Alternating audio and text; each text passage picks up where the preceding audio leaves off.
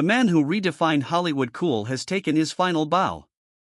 Robert Redford, the actor who made outlaws look charming and rebels look heroic, has passed away at the age of 89. For decades, he wasn't just a movie star, he was a symbol of a golden age in cinema.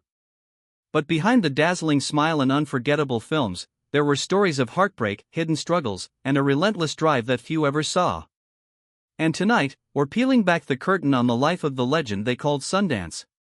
Born Charles Robert Redford Jr. in Santa Monica, California, in 1936, his beginnings were far from glamorous. As a teenager, he felt like an outsider, wrestling with insecurity, loss, and a sense that he didn't belong. His mother, who had him at a young age, died after complications from a pregnancy when Redford was still in his teens, leaving a wound that would shape him for life.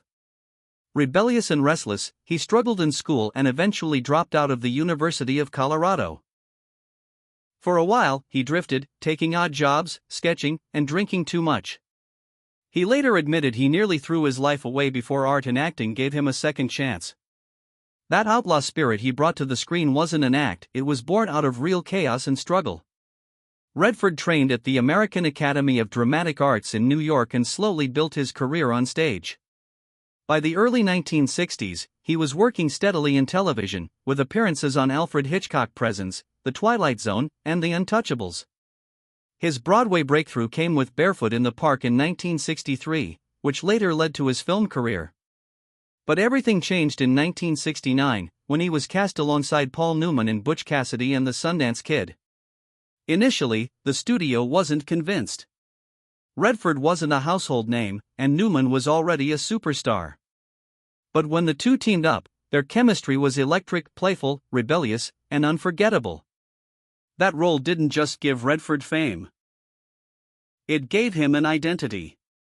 From that day on, he wasn't just Robert Redford. He was the Sundance Kid. The 1970s cemented Redford's place as one of the most bankable stars in the world. Films like The Sting, The Way We Were, The Great Gatsby, and All the President's Men made him the poster child of intelligent, charismatic leading men. But Redford was never satisfied with just being a pretty face. He carefully chose roles that reflected bigger ideas: corruption, power, love, and betrayal. He wasn't afraid to challenge the audience or the establishment. At his peak, he was the #1 box office draw in America, but he used that power to push for stories that mattered. Behind the scenes, he was already planting the seeds of what would become his true legacy, Sundance. In 1980, Redford shocked Hollywood when he stepped behind the camera. His directorial debut, Ordinary People, wasn't a flashy blockbuster, it was a quiet, devastating drama about grief, family, and guilt. The film swept the Oscars, earning him the Academy Award for Best Director. Suddenly, the golden boy of Hollywood had proven he was more than a star, he was an artist. Over the years, he would direct acclaimed films like A River Runs Through It, Quiz Show, and The Horse Whisperer. Each film reflected his style: thoughtful, emotional, and deeply human. Directing gave Redford something acting never could: the ability to control the story from start to finish. And through that, he found a new way to leave his mark. For all his success, Redford's personal life was marked by tragedy. His first child, Scott, died from sudden infant death syndrome just 2 months after birth. Decades later, in 2020, he lost his son James, a filmmaker and activist, to cancer at just 58 years old. The grief is immeasurable with the loss of a child, his family said at the time. That pain never left him. Redford carried it quietly, channeling it into his art and activism. He once admitted that loss had shaped him more than fame ever could. He also faced struggles in love.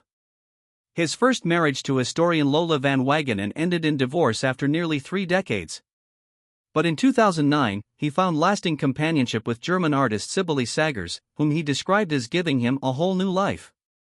Redford wasn't just an actor or director. He was a builder. In the mountains of Utah, he created the Sundance Resort, a place for reflection and creativity. More importantly, he founded the Sundance Institute and later the Sundance Film Festival, the most important platform for independent filmmakers in the world. For Redford, Sundance was more than a festival. It was a rebellion against Hollywood's obsession with money and spectacle. It gave unknown filmmakers a chance to tell their stories and in doing so, changed cinema forever. Quentin Tarantino, Steven Soderbergh, Darren Aronofsky, and countless others got their break because of Sundance. At the same time, Redford was a tireless environmental activist. Decades before climate change was a mainstream concern, he was fighting to protect nature, oppose destructive projects, and push for renewable energy. He used his fame not for vanity, but for a cause he believed in. In 2018, Redford announced he was retiring from acting after The Old Man and the Gun. But like always, he left room for surprise. In 2020, he lent his voice to projects, and in 2025, he made a final cameo in the series Dark Winds. It was a quiet goodbye, but fitting, understated, meaningful, and rooted in storytelling. On September 16, 2025, Robert Redford passed away peacefully at his home in Utah, surrounded by family. The news stunned Hollywood. Tributes poured in from around the world. From fellow legends like Jane Fonda and Barbra Streisand to younger actors who grew up idolizing him. He left behind not just a career of unforgettable films, but a movement, a festival, and a reminder that movies can change the world. Robert Redford's life was full of contradictions. He was both a heartthrob and a serious artist. A Hollywood insider and a restless outsider. A man who carried deep personal loss, but also created spaces of joy and freedom for others. His legacy isn't just Butch Cassidy, or The Sting, or ordinary people. It's every independent filmmaker who got their first chance because of Sundance. It's every environmental cause that found a louder voice because he spoke up. And it's every young actor who saw in him a model of how to use fame for something greater. On screen, he was the charming outlaw.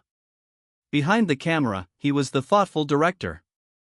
Off-screen, he was the activist, the builder, the dreamer.